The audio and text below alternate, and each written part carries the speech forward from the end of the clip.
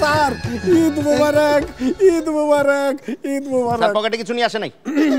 Sir আসছে আসছে sir, আছে আছে। এ কি আমরা তো কার্ড দিয়ে পার হয়ে গেল। বাহ বাহ বাহ বাহ বাহ বাহ বাহ। থ্যাংক ইউ স্যার, খুশি? Thank you. এবার যা, ওটার ভাগ আমাদেরও আছে। স্যার প্রথমে অনেক অনেক ধন্যবাদ, থ্যাংক ইউ সো মাচ। আপনাকেও ধন্যবাদ আমাকে এনে ডাকার জন্য। Thank you. আমরা খুবই মানে উই আর ভেরি গ্ল্যাড, আমরা খুবই প্রীত আনন্দিত। আর আমার মনে হয় যে আজকের অনুষ্ঠানটা আপনারা তো আছেনই, সঙ্গে হ্যান্ডসাম হিরোকে নিয়ে আসছেন আজকে, একজন হিরোইন, একজন সুন্দরী নায়িকা আছে। তো এখন আমাকে মিলান লাগতেছে। না না যে সুন্দর ড্রেস পরে আসছি ঈদের দিনে। অনেক সুন্দর কালো ড্রেস, অবশ্যই সুন্দরের আরো ইয়াং লাগতেছে। সুন্দরের জয় সর্বত্র আমরা আমি জানি, তো আগে কিন্তু থেকে তৈরি, বাবুস ভাই আসবে।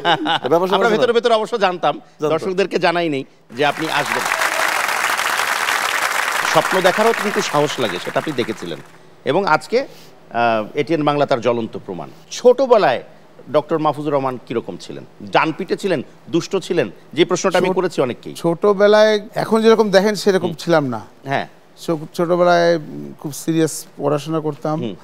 মানে আমি ধরতে গেলে ক্লাসের ফার্স্ট বয় ছিলাম। সে সময় আমরা আজকের মতো ছেলেদের মতো না, যে আজকাল ছেলেরা খেলাধুলা তো করে না, শুধু এই মোবাইল বা ল্যাপটপ, ফুটবল, ক্রিকেট, মোবাইলে খেলে, এগুলি দিয়ে সময় কাটায়।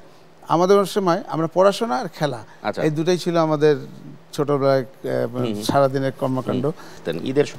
ঈদের সময় তখন তো ছোটবেলায় তো ঈদ মানে একটা বিশাল ব্যাপার, মানে এক মাস আগের থেকে তার প্রিপারেশন, কি করব, কোন জামা পরবো, কি কিনবো, কি কি খাবো, এই সব নানা বন্ধু বান্ধবের সঙ্গে নানা রকম আলোচনা, কে কার বাসায় যাব, এই চলতো।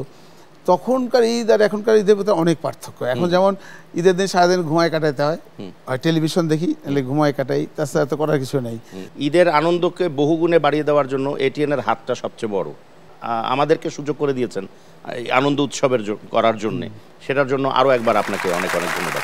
আমরা একটু এক্সেপশনাল করি, মানে ঈদের আমেজটাকে একটু লেন্দি করার চেষ্টা করা। এবার একটু অন্য জায়গায় যাচ্ছি, যে আমরা সবসময় ঈদের সময় দেখি যে টিআরপিতে হাইয়েস্ট রেটেড প্রোগ্রাম হয় আমাদের ডক্টর মাহফুজুর রহমানের গানের অনুষ্ঠান। সেই গানগুলোর ক্ষেত্রে ইন্সপিরেশনটা কোনটা? কারণ সাধারণত প্রেমের গানের ক্ষেত্রে একটা মেয়েকে প্রয়োজন হয়, মেয়েকে চিন্তা করার প্রয়োজন হয়। মাহফুজুর রহমান কি চিন্তা করে গানগুলো গান? আসলে যেমন সিনেমা, নাটক, এই কাহিনীগুলি যখন হয়, কারো না কারো ঘটনা নিয়েই এই কাহিনীগুলি করা হয়। গানটাও ঠিক ওই রকমই, যেমন যখন দুঃখ হয় দুঃখের গান, যখন সুখ হয় তো সুখের গান, মাঝে মধ্যে যখন খুব খারাপ লাগে তখন বিরহের গান গাই। একবার আমার পরিচিত এক মহিলা, তার ডিভোর্স হয়ে গেছে কয়েকদিন আগে, তো তাকে আমার একটা এরকম খুব সুন্দর একটা বিরহের গান পাঠাইলাম। সে মহিলা রেগে এটাকে আমাকে টেলিফোন করে বলতেছে যে আপনার খবরদার, আপনার নিজেও গান গাবেন না, আর আমাকে এরকম কোনো গান আমাকে পাঠাবেন না, আপনার কোনো সুখের গান নেই, এমনি আমি দুঃখে মরি, আবার আপনি আমার কাটা খাই ছিটে দিচ্ছেন। এইটার জন্য এখন কিছুটা দুঃখেরই গান গাই, কিন্তু ধামাকা দিয়ে, মানে এটা হচ্ছে তোমার দুঃখ লাগতে গিয়েও লাগবে না। পাকিস্তানের যে মেহেদী হাসান সাহেব, আমি তার কয়েকটা গান টান গেয়ে আমি খুব পপুলারিটি হয়েছে, মানে এক একটা গান 5-7 মিলিয়ন 10 মিলিয়ন পর্যন্ত ভিউয়ার্স হয়েছে। তো তখন দেখলাম যে জনগণ আমার বাংলা গানের থেকে এখন হিন্দি গান সবাই পছন্দ করছে, সবাই এখন বলে ভাই আপনি আর বাংলা গান গায়েন না। ইনফ্যাক্ট আমি দেখেছি যে বিভিন্ন অনুষ্ঠানেও আপনার ক্ষেত্রে এই রিকোয়েস্টগুলো খুব বেশি আসে।